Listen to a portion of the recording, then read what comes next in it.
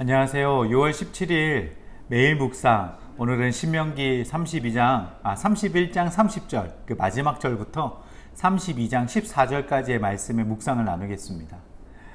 저는 특별히 이 신명기 32장의 말씀을 참 좋아하고, 저한테는 성경 모든 말씀 중에서도 몇 개 이렇게 책갈피를 제가 표시를 해 놓는다면, 제가 32장을 참 표시할 만큼 좋아하는 말씀입니다. 저한테는 특별한 스토리도 있는데요. 저의 첫째 딸아이의 이름을 지을 때 저는 이 신명기 32장의 내용을 가지고 아이의 이름을 이렇게 짓는데 영감을 얻고 이름을 지었습니다. 그때 제 삶이 참 이렇게 쉽지 않았던 시간들을 보내오는 시간, 그 과정 속에서 아이가 태어나고 그 아이의 이름을 지으려고 말씀을 펼치고 축복의 메시지를 찾다가 이 신명기 32장에 제가 집중을 했습니다. 제가 참 좋아하는 하나님의 축복의 메시지가 이곳에 담겨져 있는데요. 이른 비와 늦은 비를 내리시는 하나님, 그리고 또 이 32장 2절에 하나님의 교훈의 말씀을 비유하시면서 이야기하시는데, 그것이 바로 연한 풀 위에 가는 비 같고 채소 위에 단비 같도다 라는 2절 말씀이 나옵니다. 그래서 저는 이 이른 비와 늦은 비의 의미와 함께 넣어서 아이의 이름을 단비라고 이름을 지었습니다. 그래서 그 아이의 이름을 생각하고, 그리고 또 이 본문을 대할 때마다 저희 아이를 생각하게 됩니다. 하나님께서 오늘 여러분들에게 이런 단비와 같은 은혜가 여러분 삶 속에 넘치고, 그리고 여러분 삶에 함께 하시기를 축복합니다. 저는 오늘 이 말씀을 쭉 읽으면서 묵상을 하면서 보금자리에 대한 표현들이 나오는데요. 이 말씀을 조금 생각해 보면서 묵상을 해 보았습니다. 11절 12절 말씀을 제가 읽어 보겠습니다. 마치 독수리가 자기의 보금자리를 어지럽게 하며 자기의 새끼 위에 너풀거리며 그의 날개를 펴서 새끼를 받으며 그의 날개 위에 그것을 엎는 것 같이 여호와께서 홀로 그를 인도하셨고 그와 함께 한 다른 신이 없었도다. 하나님께서 독수리를 비유하시면서 독수리가 새끼를 보호하고 돌보는 것처럼 하나님께서 우리를 인도하셨다라는 설명을 해주고 있습니다. 그것을 표현할 때 자기의 보금자리라고 이야기하는데요. 다른 것도 아니라 저는 보금자리라는 의미 안에서 이 따뜻함을 좀 느낄 수 있었습니다. 우리가 가장 모든 것들을 풀어 헤쳐놓고 편안하게 쉴 수 있거나 나의 모든 것들을 아무런 가식 없이 내비쳐서 보여줄 수 있는 곳이 바로 보금자리라고 할 수가 있습니다. 오늘 하나님께서는 그 보금자리에 우리를 품으시고 안으시고 보호해 주신다라는 것을 말씀하시는데요.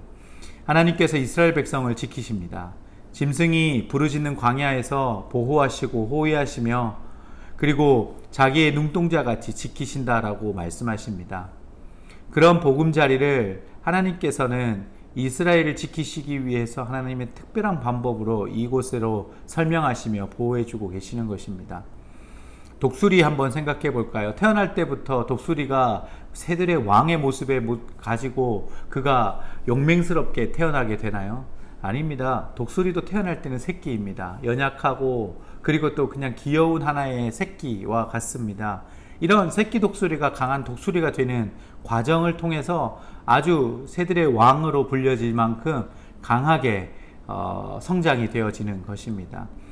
특별히 독수리는 새끼를 낳기 전에 보금자리를 만든다고 합니다. 절벽 높은 곳에 가시로 둥지를 만들고 다른 짐승들이 접근하지 못하도록 이렇게 보금자리를 만듭니다.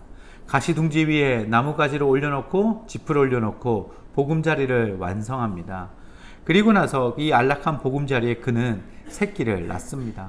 새끼 독수리가 자라고, 그리고 그가 힘을 얻을 때까지 멀리서 음식물들을, 그리고 섭취할 수 있는 것들을 어미가, 그리고 또 부모가 날라주며 이 보금자리로 갖다 주는 것이죠.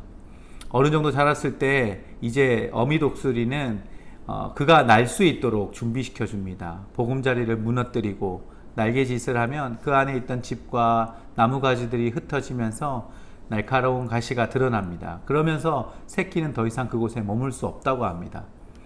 그때 어미 독수리는 새끼를 데리고 높은 곳으로 올라가서 아래로 떨어뜨립니다. 새끼 독수리는 떨어지지 않으려고 계속 발버둥 치지만 아래로 떨어집니다. 잘 아시는 것처럼 땅에 떨어지기 직전에 어미 독수리는 새끼를 등에 업고 다시 위로 올라갑니다. 그리고 또 떨어뜨립니다. 새끼 독수리가 날 수 있을 때까지 반복하게 되는 것입니다. 여러 번 반복하면서 새끼는 날개짓을 하며 그가 생존을 배우게 되는 것입니다. 어미 독수리의 도움 없이 혼자 날게 되는 것입니다. 날게 되면서 어미의 손에서 벗어나 자립하게 됩니다. 하나님께서 이스라엘을 이렇게 인도하셨습니다. 출애굽은 애굽의 보금자리에서 이스라엘을 뽑아서 하나님이 약속하신 보금자리로 인도하는 것입니다. 안전하고 먹을 것이 보장된 땅에서 끌어내셨습니다. 그곳이 노예 생활이었지만 그들에게는 안전하고 때로는 삶의 루틴이 잘 정립되어졌던 곳이라고 할 수 있습니다. 하지만 중요한 것이 빠져 있었습니다. 바로 하나님과의 만남. 하나님이 그곳에 함께 계시지 못하는 상황이었습니다. 그래서 하나님은 하나님과의 친밀한 만남을 위해서 가나안으로 부르셨고 그 과정 속에서 광야에서 그들은 어려움을 만났습니다. 마치 새끼 독수리가 땅바닥으로 내팽개치며 떨어지는 것처럼 그들은 광야에서 하나님을 어떻게 신뢰하는 법들을 배우게 되었습니다. 마실 것과 먹을 것이 없는 땅, 하루에도 기온의 변화가 심한 땅, 이곳에서 하나님께서 이스라엘을 훈련하고 계셨습니다. 그리고 하나님의 은혜로 사는 법을 가르쳐 주셨습니다. 강하게 훈련된 이스라엘은 가나안의 주인이 되었고 가나안의 강력한 나라들을 굴복시키셨고 하나님의 문화를 만들어 갔습니다. 보금자리를 흩으신 것이 바로 축복이 되는 것입니다. 하나님이 기뻐하시는 보금자리가 있습니다. 오늘 여러분의 삶 속에서 그 보금자리로 나아가는 하루가 되셨으면 좋겠습니다. 하나님이 함께 하시기에 그곳에서 하나님께서 이른 비와 늦은 비를 허락하시며 그곳에서 단비의 축복을 여러분의 삶 가운데 펼쳐 주실 것입니다. 기도하겠습니다.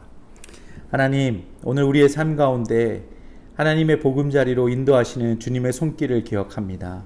그곳에서 하나님과 동행하고 하나님과 친밀함으로 하나님의 이른 비와 늦은 비를 만나고 하나님의 단비의 축복을 만나는 귀한 자리에 삶의 자리가 되게 하여 주시옵소서.